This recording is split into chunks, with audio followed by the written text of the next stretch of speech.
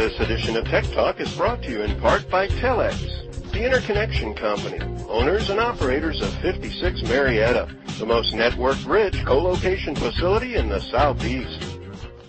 TAG TV and TAG Radio. Technology now has a voice of innovation and information. Get it on www.tagtvonline.com.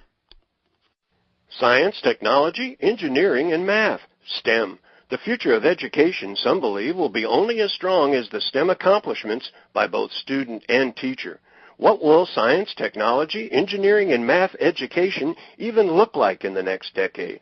How will the rapid pace of innovation impact the world of education when everyone will need to think faster, smarter, and better? Greetings, everyone. It's Tuesday, August the 11th, 2009, and this is Tech Talk with Technology Association of Georgia President Tino Mantella. Today's guest host is John Hurlbut, Executive Director of the TAG Education Collaborative, as the Tech Talk focus for the month of August is on STEM education. In this month-long series, John interviews top thought leaders, academics, and educators from across Georgia's education system and beyond. Today's STEM insight comes from Richard S. Millman, the Director of the Center for Education Integrating Science, Mathematics, and Computing, SEISMIC, and Professor of Mathematics at the Georgia Institute of Technology. Richard has served as a college president and provost and as principal investigator of Algebra Cubed, a $1.8 million National Science Foundation Award which focused on algebra education in a rural area. Co-author of 4 books in mathematics, co-editor of 3 others, Dr. Millman has received 9 peer-reviewed grants and received the Outstanding Performance Award of the National Science Foundation, as well as an Excel Prize for expository writing, along with 2 other associates, received the 2009 Best Paper Award from the American Society of Engineering Educators. Richard received a B.S. from the Massachusetts Institute of Technology and his Ph.D. from Cornell in mathematics. The rapid change from an industrial economy to a knowledge-based economy has altered the landscape for education forever. Different skills and different ways of learning. Are they in our future? Listen now as TAG Education Collaborative John Hurlbut goes into the future of education with one of academics' top thought leaders, educators, and experts as John gets to the stem of the issue with Dr. Richard S. Millman. Dr. Millman, welcome to Tech Talk. Thank you. I'm delighted to be here, John. That's great. We're happy to have you. Rich, as you know, I'm a relative newcomer to the STEM education community, and you've been in the trenches, if you will, for a number of years. You're still a young man. I don't want people to get the wrong impression. How has teaching and learning in STEM disciplines changed over the last 20 years in your mind? Well, all of the listeners to this broadcast have been in schools at different times, but the one thing that certainly has happened over the last 10, 15, almost 20 years is that people are recognizing from the universities or K-12 that students learn in a variety of ways. They learn very differently than those of us who automatically are focused on science or math. And so teachers have moved away from straight lecturing, or at least a lot of folks have tried to do that. The students also need to understand conceptually what's going on and the use of problems as a way to base learning. Let me give you just one quick example. I'm sure everybody listening to this knows that 1/2 times 2/3 is 1/3. But if you ask somebody why, most people just can't say, oh, it's because of this. And yet it's really simple. If you think of 2/3 as representing 2/3 of a pizza, 2 slices of 3 slices, then you want to multiply by 1/2. That means divide it into 2. Well, you take the 2 slices, you divide them equally into 2, you have 1/3 of a pizza left. That's why it's 1/2 times 2/3 is 1/3. But future teachers and present teachers know this, but how do you get into the habit of teaching your own students why everything works? And when I was teaching at the University of Kentucky to future elementary school teachers, they'd say, how come nobody ever showed me that? And the answer is that just wasn't the style. So research really shows that conceptual understanding stays with you, whether you're a teacher, whether you're a student, or whether even you're a parent. And whereas the really procedural stuff doesn't. And I think that's the biggest thing about STEM, science, technology, engineering, and mathematics education changes over the years.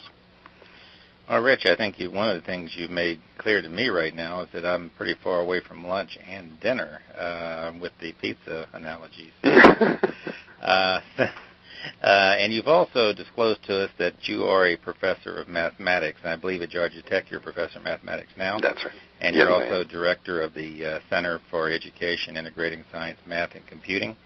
With that background, I would think that you have a strong opinion on what role technology can play in the education system now. Absolutely. It's really interesting because it almost turns some of the projects upside down. Let me explain that.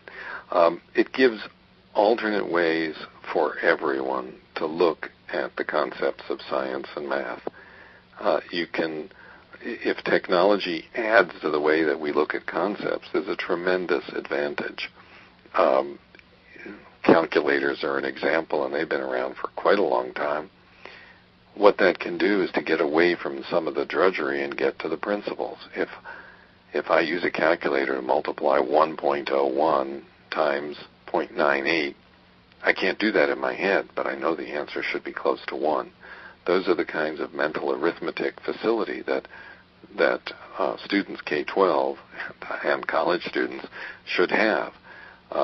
What you're doing is cutting down on the very, very routine things and substituting for it something that somebody really understands deeply.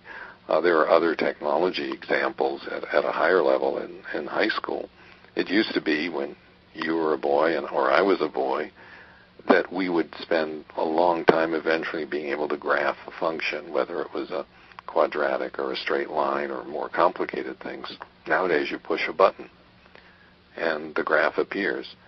But what you can do is use the technology, whether it's on a computer, whether it's some of the geometric software like Geometer's Sketchpad or GeoGebra, whether you can look at that and start with the curve and then say, what does this mean? How can I discover that this is right? And so on. And so you're working back almost from the solution to getting the underlying concepts in it. It's actually something that people have stolen from medical schools. Medical schools now sometimes teach by starting off with, this is what's happening to a patient, and then extracting from that the biological principles that were needed to understand why that happened to the patient. There are other things, too, the speed with which you can get response, things like clickers, so that in an audience, generally this would be a university audience, university students, but you'd have students sitting there with clickers and they'd be asked a couple of questions, and the instructor would look up and see what the students asked almost immediately, and that answered rather, and then everybody, whether it's the listeners to this broadcast or the professor in the classroom, would say, okay, I see where their major faults are. So it really can change how we teach and how we understand information. Wow, that's great, Rich. Are there, you mentioned technology and the amount of things that are capable, and you also mentioned the K-12 classroom. Are there any difficulties as you see it with using technology in the K-12 classroom? There are some. Certainly cost is a real one. Depending on what the economics are in the state of Georgia or elsewhere, things can be difficult, and the designers need to factor that into what they're designing. It's nice to build a wonderful thing that can do all sorts of technological things, but if it's not affordable, it can't be used in the classroom. But there are some questions you can ask when you have a technology in mind to use. Can these educational materials lead to, say, increased student engagement? Does it excite them? Does it motivate them? What is their attitude towards doing this? Does it help with creativity and interest in the STEM schools, in the STEM field? If it does this effect really help the students as they move into high school from the middle schools? Do students engage with the material differently depending on whether they're a boy or a girl? How much money their parents make? How well they've done academically earlier? Or even the location, depending on urban or rural or suburban. And then there's the parents, the folks listening to some of these broadcasts. How do they take a totally new approach to something they knew very well when they were in high school? All of that boils down to not a problem in the technology as much as it is as an issue to make sure that the present teachers and future teachers can make this change, make this jump, and the professional development that is needed is really significant, depending on what the particular application is. But the old way of doing things, which is, well, my brother can do this, my sister could do this, so it must work, that doesn't work. We need people doing research into why these different intervention strategies, why these technologies would work in a classroom situation. Well, looking at one side of the research equation, I think there's a lot of people out there who think that STEM may be only for gifted students. What are the ways in which science and math can be more meaningful to students in K-12 at all levels? And can this be done regardless of the neutral or natural STEM ability of the students? Well, one of the things that's fascinating to me is exactly the point you made, because you talk to people, everybody thinks you have to have a T-shirt that says, yes, I really am a nuclear scientist, those kinds of things. And this technology is so useful throughout the workforce. It's one of the reasons that I'm really pleased that, for example, the career tech teachers, K-12, and also the two-year institutions, technical colleges, are really using in fields like biotechnology, robotics, and so on, people who are not going to be research STEM people, but people who will help to change the course of STEM education and be involved in the technology. The other issues, for example, when you look at engineering, and there was an engineering education study from the National Academy of Sciences which says that the relevance to societal issue of phenomenon is important to engineers, and technology is intimately connected with that. I was very pleased that the fourth year of high school math, one of the choices called really interestingly Math 4, uses operations research matrices to do problems in food chains, problems in decision making, and so on. That's a new kind of math to be in the area to be in high school, and it does require different kinds of technology. We at Georgia Tech have been able to broadcast our Calculus 2 and Calculus 3 courses to Cobb, Gwinnett, Fulton, and Forsyth so far, and high school students who've already had Calculus 1 as juniors and are now seniors can take it. But what we also do then is do the analysis I was talking about earlier. Do boys and girls, or men and women, understand this material about the same level?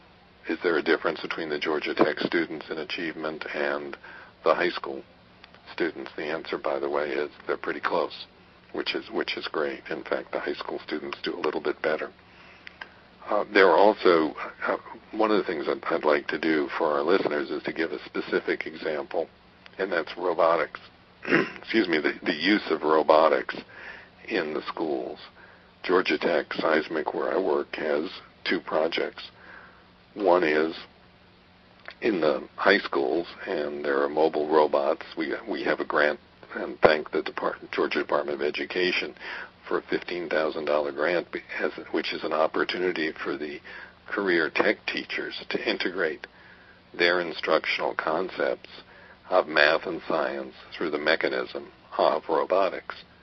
And when you think about the kids like the robots, but while they're doing that, such concepts as circumference or angle measurement and arc length, gear ratios, torque, coefficient of friction come up.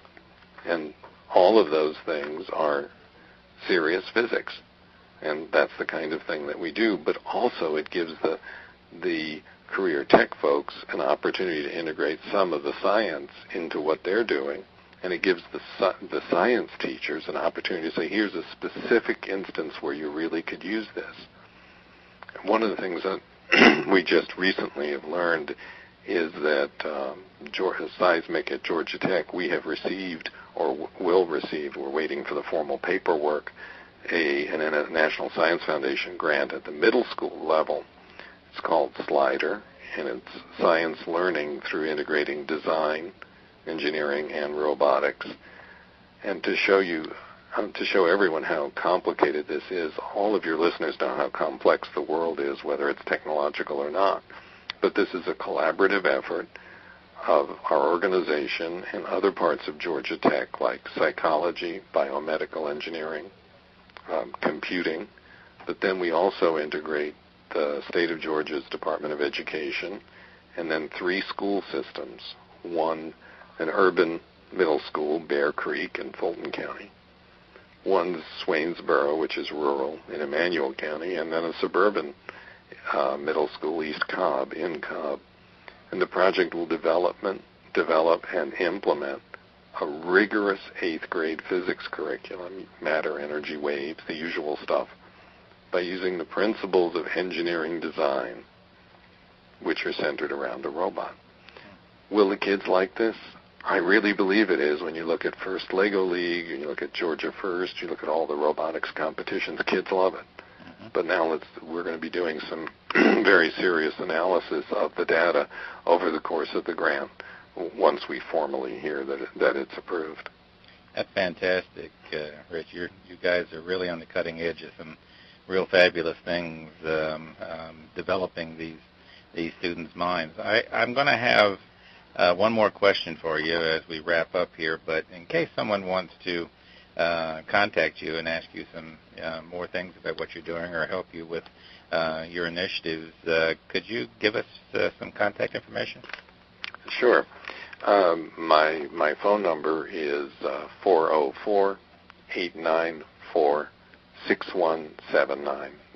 That's probably the easiest way. Or Seismic is spelled CEISMC.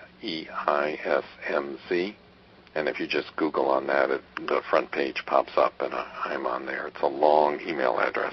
Okay, that's great.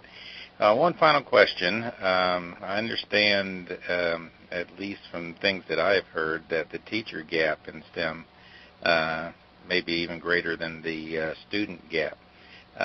What are ways in which teachers can get a variety of views of their content area?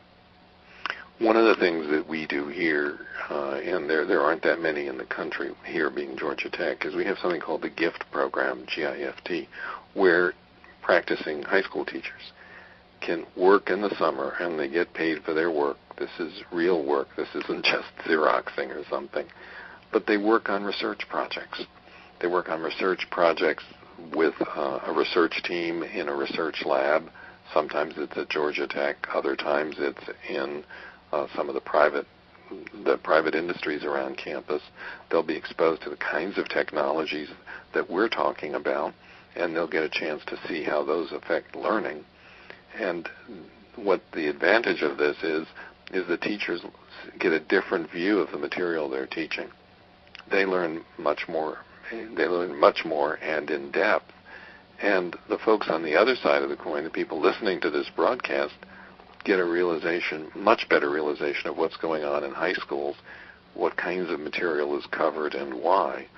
And the program here at Georgia Tech has been around since 1991, and we were invited to Kansas City the Kaufman Foundation came last year, asked us to be part of the top 10 externship programs, teacher programs over the summer. And if anyone would like to contact me about more information on that, I'd be happy to do it. It's a wonderful program. We have about 70 or so per year, and we very carefully match the research project with the individual.